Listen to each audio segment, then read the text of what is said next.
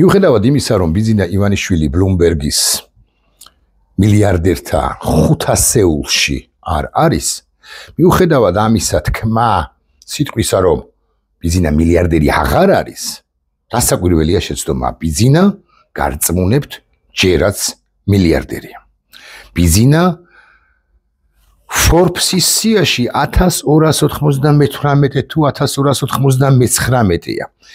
Bloomberg-ს 1500 კაციანი სია რომ გამოექვეყნებინა, ბუნებრივია ბიძინა იქაც მოხდებოდა. იქნებოდა პირობითად 1427 ან 1242. სადღაც 2-დან ეს თეთრ, ანუ დეკლარირებულ ფინანსებზია საუბარი, 2-დან 4 შესაძლოა 5 მილიარდ დოლარამდე ბიძინა ივანიშვილს ჯერაც აქვს, ანუ კმარი ფინანსები, აქ იგულისხმება როგორც უძრავი ქონება პირველ ყოვლისა, ისე აქციები, ობლიგაციები და ასე შემდეგ და ხა თლად ზუსტი სიტყვა არ არის ქეში მეთქი, მაგრამ საბანკო ანგარიშებზე არსებული თანხაც მათ შორის. სხვა საქმეა, რომ ბიძინა ივანიშვილის ქონება და შესაბამისად ფინანსები დინამიკის თვალსაზრისით თუ ვიბიჯელებთ, რასაკვირველია მცირდება, ამასაც აქვს თავისი ახსნა, ამასაც აქვს თავისი მიზეზები. პირველ ყოვლისა იცით თქვენ, რომ სინგაპურის სასამართლოში გაჩერებულია კრედიტ სუისთან დავის შედეგად 400 მილიონი დოლარი მისი და ბრიტანეთში ლონდონის სასამართლოში გაჩერების პირასაა 600 მილიონი დოლარი, ანუ 1 მილიარდი დოლარი, რომელიც მას შეიძლებოდა ქონოდა დამატებით, მას პრაქტიკულად აღარ აქვს. მაგრამ გარდა ამისა ძალიან მნიშვნელოვანია, რომ მისი ქონების ლიკვიდური ღირებულება შემცირებისკენ არის მიმართული, შემცირდება და მცირდება. ძალიან უხეშად ავხსნი. მაგალითად, სასტუმრო აბასთუმანში. ან მაგალითად სასტუმრო შეკვეთილში თუ აქამდე, ვიდრე მას სანქციებს დაადებდნენ, ან გაჩნდებოდა ინფორმაცია იმის თაობაზე, რომ მას სანქციებს დაადებენ, რომ ყველგან ხო არ დაუდიათ, ჯერ ხო ყველას ხო არ დაუდია სანქციები. ამ რომელიმე სასტუმროს, მაგალითად აბასთუმნის, ან შეკვეთილი სასტუმროს ღირებულება იყო პირობითად თქვა რაღაც რიცხვი ხო 100 მილიონი დოლარი მეტი იყო გაცილებით, მაგრამ ნუ პირობითად 100 მილიონი დოლარი. დღეს ამ სასტუმროს ლიკვიდური ღირებულება არ არის 100 მილიონი. შესაბამისად არის უხეშად 80 მილიონი, იმიტომ რომ არც ერთი თავმოყარე საკუთარ რეპუტაციაზე მზრუნველი კომპანია თუ ბიზნესმენი დასავლეთიდან და არა მხოლოდ დასავლეთიდან, არამედ ნახევრად დემოკრატიული სივრცეებიდანაც კი ბიძინა ივანიშვილს, რომელსაც შესაძლოა სჭირდება ანგარიშზე თანხა უხეშად ქეში, პირდაპირ მნიშვნელობით ნუ გაიგებთ ოღონდ, ანუ ანგარიშზე თანხა დოლარი და ევრო მეტი და მეტი, მას არ გადაუხდის ამ არც თუ მომგებიანია ალბათ, ყოველ შემთხვევაში საკუთარი თავი რო არ მოუღია, ხა შეკვეთილი სასტუმროს სიცხო ცხადზე ცხადია, ამ სასტუმროში 100 მილიონს, რასაც გადაუხდიდა პირობითად ვლაპარაკობ 2 წლის თუ 4 წლის წინ თუ 5 წლის წინ, მით უფრო ანუ იმ დრომდე, ვიდრე ბიზნესს შეექმნებოდა პრობლემები და ეს პრობლემები თან მრავლდება და შესაბამისად მისი ქონება, უძრავ ქონებას გულისხმობ, მცირდება. ბიზნეს რეპუტაციაზე ძალიან სერიოზულად მოქმედებს ის, რომ ისტერიკაშია, ინც ესე უნდა ვთქვა, ყოფმა მან მოჰკიდა ხელი საქართველოს საკანონმდებლო ორგანოს მიაღებინა შესაბამისი კანონის სწორედ მისთვის, მან მოჰკიდა ხელი ოფშორულ კომპანიებში საკუთარ ქონებას, ჩვენ საბოლოო ჯამში არც ვიცით რაზეა საუბარი, მოჰკიდა ხელი და სწრაფად გადმოიტანა საქართველოში და მის რეპუტაციაზე მოქმედებს ისიც, რომ ტრასტებს ის შვეიცარიაში გამოცდილების გათვალისწინებით, რომელიც მიიღო მან ტრასტებთან ურთიერთობაში, ის არ ანაკლებად ენდობა, შესაბამისად ყველა დასავლელი ხაზს უსვამ და პრინციპში არადემოკრატიული რეჟიმებიდანაც ბიზნესმენები და კომპანიები და ასე შემდეგ მასთან ურთიერთობას დასავლელები საერთოდ არ აპირებენ, მაგრამ აი ფრთხილობენ არადემოკრატიული რეჟიმებიდან თუ არადემოკრატიული ქვეყნებიდან, ამა თუ იმ მდიდარი ქვეყნიდან კომპანიები, რომლებიც მდიდრები არიან დასაკვირველია, მაგრამ ცოტა სიფრთხილით უყურებენ კაცს, რომელზეც არა ყოველდღე, მაგრამ თვეში ერთხელ კი ვრცელდება ინფორმაცია, რომ დასანქცირდება, ეს როგორც წესი თვეში ერთხელ, თუმცა თუ კონგრესმენ ვილსონს მოусმენთ, ის კვირაში ერთხელ, 5 დღეში ერთხელ, 3 დღეში ერთხელ ბიზნესს რო არ ახსენოს, მგონი სუდადაც ხდება და სამართლიანადაც ახსენებს ქართულ კოშმარს ბიზნა ივანიშვილის მიერ მოწყობილ საქართველოსათვის. აქვე გავიხსენებ ერთ ამბავს, ხო, ბიზნა ივანიშვილი დარდობს თუ არა იმ კონტექსტში, დარდობს რასაკვირველია, მისთვის ძალიან მნიშვნელოვანია რომ ის იყოს რაღაც ელიტაში, მილიარდერთა ელიტაში, 500-ეულში, 1000-ეულში, 1500-ეულში, 2000-ეულში, მოკლედ რაღაც ლიგაში თამაშობდეს და ეხა ეს კი არ არის მაინც და მაინც 100%-იანი ანალიზი ინფორმაცია თუ Forbes-ისა და თუ Bloomberg-ისა, როგორც ცხადია, არც ერთი მათგანის რეპუტაციაში არ შემაქვს ეჭვი, მაგრამ რაღაც ტენდენციაზე კი მიანიშნებს. აი აქვე გავიხსენებ ამასობაში, რომ პუტინი, რომელზეც ამბობენ, რომ ის ყველაზე მდიდარია და მდიდართა შორის მდიდარია, სულაც არ მოხვედრილა არასოდეს, არც Bloomberg-ის და არც Forbes-ის სიაში, თუმცა ეს არ ნიშნავს იმას, რომ ის მდიდარი კაცი მართლა მდიდარი კაცი არ არის და მართლა ყველაზე მდიდარი კაცი არ არის, თუმცა მე ამაში ეჭვი მეპარება, იმიტომ რომ პუტინი როგორც კი გაქრება, მისი ეგრეთ წოდებული სიმდიდრეც გაქრება. აი განსხვავებით ბილ გეიტსისაგან, ხო, მაგალითად, რომელიც ასევე მდიდარი კაცია, პუტინი თუ ბილ გეიტსზე მდიდარია, ხო, ბილ გეიტსის ქონება 100 წლის შემდეგ, როცა ის აღარ იქნება ცოცხალი, არ გაქრება და მისი კომპანიები იარსებებენ, ისევე როგორც სტივ ჯობსის კომპანია არსებობს მაგალითად და ასე შემდეგ და საგანგებოდ არ ჩამიხედავს ეხა ჯობსის მემკვიდრეები რა თანხას იღებენ სტივ ჯობსისთან დაყნავარი და თუმცა დარწმუნებული ვარ, რომ რასაკვირველია საკუთარი წილი და ასე შემდეგ ეკნებათ იმ გენიალურ ქმნილებაში, რაც შექმნა სტივ ჯობსმა. ხო, და ასე შემდეგ. აი, ამგვარი ტიპის ბიზნესმენები, ცოტა მოშავო ბიზნესმენები, ცოტა შავი ფული რო ბევრი აქვთ, აი რუსი ოლიგარქები განსაკუთრებით და ასე შემდეგ, მათი ქონებები და ორთქლდება ხოლმე, თუ გათეთრებული არა აქვთ. აი, ბერეზოვსკი, რომელსაც თავის დროზე აბრამოვიჩმა 60 მილიონი ასესხა, თუმცა მანამდე ბერეზოვსკი მილიარდებს ეთამაშებოდა, რასაკვირველია და ასე შემდეგ, სად არის მისი ქონება. ბერეზოვსკის თავი დავანებოთ, ბადრის ქონება სად არის? მე კი ვიცი, სადაც არის. მე კი ვიცი, სადაც არის ნაწილი ბადრის ქონებისა და სელფორდის დამფუძნებლებმა რა დირექტორატში მყოფებმა ისაუბრონ ამაზე ადრე თუ გვიანს ჯობს, ხო? ხო, და მოუწევთ უფრო ზუსტი რო ვიყო ლაპარაკი ამ თემაზე, მაგრამ მოკლედ როგორც არის, სელფორდი ბადრის კომპანია იყო, მაგრამ ბადრის Forbes-სა და იმაში Bloomberg-ში სულაც არ ქონდა, Bloomberg-ს მონაცემები ბადრიზე სულაც არ ქონდა და არც Forbes და არასოდეს არ შეუყვანია არც ერთს და არც მეორეს ბადრი მილიარდერთა სიაში, მიუხედავად იმისა, რომ დადასტურებულად შეგვიძლია თქვათ, რომ მას ქონდა უზარმაზარი, მათ შორის აქცია ობლიგაციები ისეთ სერიოზულ კომპანიებში, როგორიც არის Daimler Chrysler-ი ასე მაგალითად, Mercedes-Benz-ი ასე მაგალითად, აი ბიზნესა აქ Rolls-Royce-ში სხვათა შორის, ამაზეც ვილაპარაკებ 2 წუთში და ბადრისაც ქონდა Rolls-Royce-ში რამდენადაც მახსოვს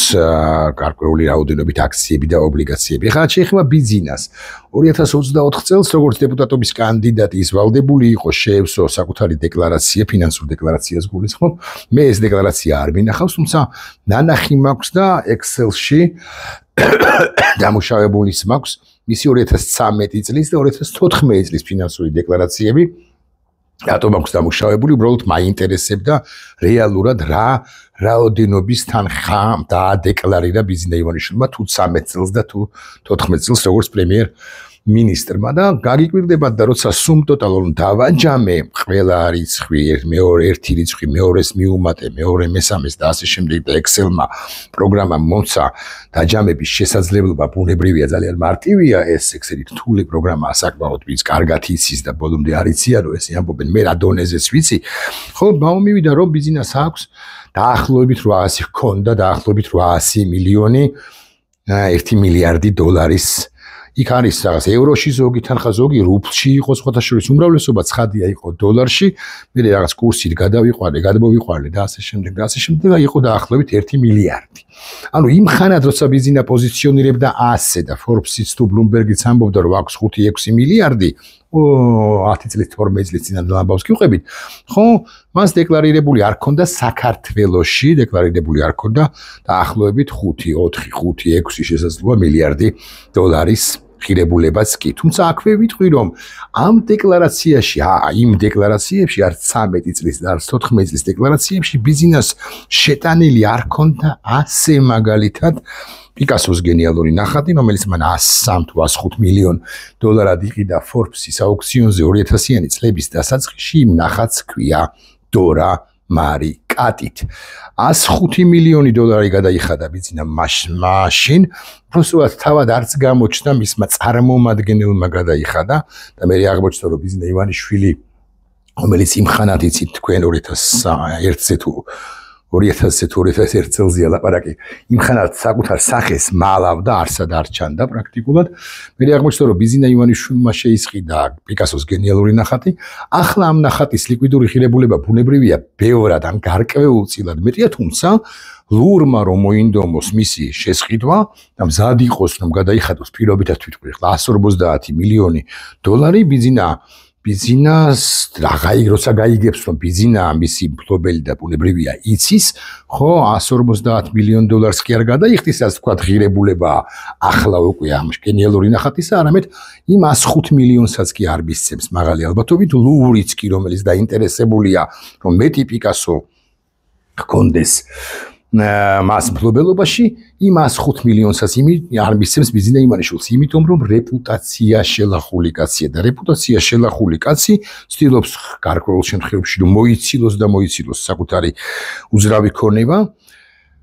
გარკვეულ შემთხვევებში მაინც და შესაბამისად რაც მეწყიდის, მით უფრო ვარდება ცალკეული უძრავი ქონების ან მოძრავი ქონების, მნიშვნელობით მისი ქონების ღირებულება ცალკეული ქონების ღირებულება რასაკვირველია, სახლებსაც ეხება ეს და სხვა რაღაცებს. კიდევ ერთი დეტალი, რაც მნიშვნელოვანია, ეს არის ოფშორული კომპანიებიდან თანხის ესე შემოტანა, ხო, შემოიტანა ბიზნეს ივანიშვილმა, იმიტომ რომ ეჩქარებოდა, იმიტომ რომ იცოდა რომ მარწუხები უჭერს და ესეც ამანაც რასაკვირველია, მნიშვნელოვნად დააზიანა ის რეპუტაციული თვალსაზრისით. მეორე მხრივ ეხა ბიზნესა კი დინამიკაში როცა ესე ღარიბდება პირდაპირ მნიშვნელობით მოგაიგეთ, მაგრამ ის იმ კლასში თამაშობს, ხო? რომ უხეშად თქვენ თუ გაქვთ, არ ვიცი, 1000 ლარი და მეორე დღეს გაქვთ 700 ლარი, 300 ლარი რომ დაკარგეთ სადღაც ხო ამაზე ხო დარდობთ. აი, ბიზნეს თუ კარგავს რაღაც 1 მილიარდს თუ 2 მილიარდს ბუნებრივია, ისიც დარდობს ამაზე. აი დაახლოებით ასე უნდა წარმოიდგინოთ, თუ ქონდა მას პირობითად რაღაც 5 მილიარდი და ახლა აქ 3 მილიარდი და დაახლოებით მართლა 100 აქვს, ხო? 2 მილიარდი პატარა ამბავი არ არის, იმაზე უარესი ამბავია, ვიდრე თქვენი 300 ლარი მეთქი და კარგული 300 ლარი მეთქი, ასე გეტყვით, რომ უფრო კარგად რომ გავიგოთ, ხო? რომ ბევრსაც ხარჯავს, ხო? ბევრი ხარჯი აქვს, სხვა გვარად, მაინც ფუფუნებას არ გულისხმობ, ხო? ბევრი ვალადებულება აქვს, რომელიც უნდა შეასრულოს იმ კლასში, იმ გუნდებში, იმ ლიგაში, რომელშიც ის თამაშობს. დარდობს თუ არა, დარდობს რასაკვირველია, მაგრამ უფრო დარდობს იმაზე, ალბათ უფრო დარდობს იმაზე, რომ ეს დინამიკაში მცირებადია და აი ეს არის ერთ-ერთი, არა ერთადერთი საფუძველი ფიქრისა, რომ ბიზნეს ივანიშვილი რაციონალური კაცი იყო, ნედურაკ, აი ხსენებულ ბერეზოვსკის აქვს დათქვამი, მეორეჯერ ვიხსენებ ამ ფრაზას თქმულს ბერეზოვსკის მიერ თამარ ჩერგოლეიშვილისთვის ინტერვიუს შემდეგ, როცა თამარ ჩერგოლეიშვილმა აიღო ინტერვიუ ბერეზოვსკისაგან და მე უკვე მერე ესაუბრა და კითხა ბიზნეს რა კაციაო, თამარი იხსენებს ამას ხა მე ცხადი არ მეცოდინებოდა რომ არა ჩერგოლეიშვილის საჯარო სტატუსი 1-2 კვირის წინ დაახლოებით და ბერეზოვსკის ვთქვამს რომ დურაკ, ხო? არ არის დურაკი კაცი და ბუნებრივია ის გადახედავს და პრაქტიკულად ოღონდ გარანუდა გახედავს საკუთარ არსებულ მდგომარეობას და აი შეაფასებს სამომავლო პრობლემებსაც, რომელიც შეიძლება შეექმნას. თუ ყურებით არ არის დაჭერილი, ყურებით დაჭერილია, მაგრამ თუ დამოუკიდებლად მოქმედების ვარირების შესაძლებლობა ჯერაც აქვს იოტისოდე და თუნდაც ის ბუნებრივია იფიქრებს რაღაც ექსიტზე, რაღაც გამოსავალზე თუ აქვს კვლავ მეორე ეს შესაძლებლობა რომ დამოუკიდებლად იმოქმედოს, ანუ რუსეთისაგან დამოუკიდებლად. და ამანაც ხას უსვამდა არა მხოლოდ ამან შეიძლება მას შეაცვლევინოს პოლიტიკა, დაკლას ვინმე, კობახიძე მაგალითად, ხო შესწიროს ზვარაკი, ხო ვაცი საზოგადოებას, ქვეყანას, დემოკრატიას რაღაც და ასე შემდეგ გადმოაგდოს ეს ბარტყი თუ ბარტყები, ხო? დაკლას, პოლიტიკურ დაკლას გულისხმობს ხადია და იქნება და შეცვალოს ამის. ეს იმედი, ეს ფიქრი ამის თაობაზე ყოველთვის არსებობს და ხანდახან მართლა ხავსია ხოლმე, რომელსაც ისე ჩამოვებხა უჭებით და მაგრამ თლად უჭკუოც ჭკუასთან შორს მყოფი ხავს აზრიც არ არის, ვერსიაც არ არის ეს ბიზნეს არ ვიცი თქო ასე იზავს თუ არა, მაგრამ ბიზნეს შესაძლო ქმედებებთან დაკავშირებით ესეც უნდა ვთქვა. ყოველ შემთხვევაში ბიზნესამ რაღაც ტრანსფორმაცია რომ უნდა გაიცადოს, ხო? ან თუ არა და გაგაგიშდა მაშინ მართლა მიდის იმაზე რომ შვილიშვილებსაც კი დარჩებათ, არა, მათ ხო თავისი 200 მილიონი ეკნებათ რასაკვირველია ყოველთვის, მაგრამ შვილიშვილებიც კი ხელგაწვრილნი იქნებიან იმ მასშტაბებში, ლაპარაკობ, იმ ლიგაში არის თამაშები, იმ ლიგიდან იქნებიან გამობუნძულებულები, რა ლიგაშიც თამაშობდა ბიზნა ივანიშვილი, თუმცა ის არ არის მაინც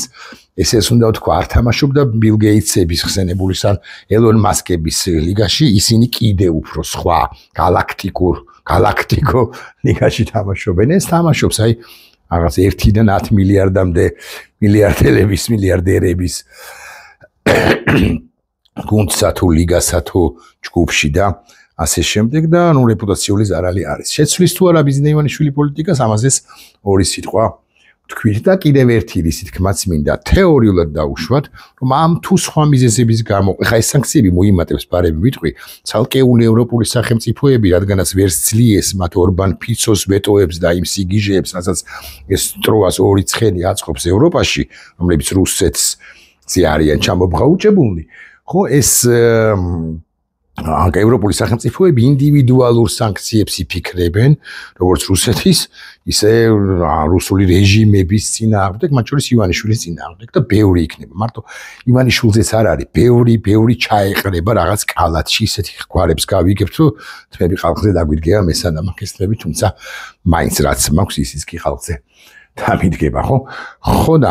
დიდი ამბავი იქნება მეთქი და ბიზნა ივანიშვილი შეცვლის თუ არა პოლიტიკას ღმერთმა უწყის, მაგრამ თეორიულად დავუშვათ, რომ ბიზნა ივანიშვილი პოლიტიკას შეცვლის და აი დაჯდა რაღაც ბორცზე, საკუთარზე დაალაგა ამერიკასთან, ბრიტანეთთან გადარჩა მისი ქონების ნაწილი, აბსოლუტურად დაუზარალებლად ის ამ შრალად ამ პროცესიდან ვერ გამოძნება, მაგრამ აი უხეშად თავისი ჩემი 2 მილიარდი დამიტოვეს და წავედი, ბაი-ბაიო, ეს შეუთვალა ცალკე დასავლეთს და ცალკე ქართულ საზოგადოებას, ქართველ ხალხს, ხო? ამ შემთხვევაში რა ხდება? ამ შემთხვევაში რა ხდება და ეს მის გარშემო ტყობ ტიპებს აქვს ერთი სურვილი, ერთი ნატრა, რომ ბიზნამ იმ ბორტზე პირდაპირ მნიშვნელობით ან არაპირდაპირ მნიშვნელობით აიყვანოს, რა ბორტიც გაფრინდება, თქვათ პარიზის ან თქვათ რიო-დე-ჟანეიროს ან თქვათ მოსკოვის მიმართულებით. სხვა შორის აი ამ სამი ქალაქიდან მე მგონი რომ მოსკოვში ყველაზე უფრო ნაკლებად გაფრინდება ბიზნა ივანიშვილი ოდესმე, იმიტომ რომ იქ მართლა დაბრიდავენ, მეთქი ასე შემიძლია ვთქვა, იმის გამო რომ მან დავალება ვერ შეასრულა ისე როგორც რუსეთმა მოსკოვმა მას დაავალა თავის დროზე FSB. მოგეთ, კარგით, სამი ვარიანტია 5, 7, არ ვიცი, 25. სადაც გაფრინდება ბიზნა ივანიშვილი, იქ იქნება თუ არა პაპუაშვილი. იქ იქნება თუ არა კობახიძე, ან იქ იქნება თუ არა ღარიბაშვილი, რომელიც ცდილობს რომ თავი გადაირჩინოს, კობახიძე ვახსენე, დინარაზე ხვები და არა. ბიზნა მათ არ წაიყვანს. უახლოესი არ წაიყვანს არავის საერთოდ და უახლოეს გარემოცვას, რომელიც მასთან თამაშობს და მას ერთგულებას უმტკიცებდა, სულ ასე მაგალითად გომელაურს კიდე მისცემს რაღაცას, აი გადაუგდებს რომ არ დაინგრეს გომელაური, ხო, კიდე მისცემს რაღაც შესაძლებლობებს, ხო, დანარჩენებს დასაკვირველია, ისე ჩახს, ისე ჩაჭრის თოკებს მათთან, როგორც დაგიბარებია თუ ასე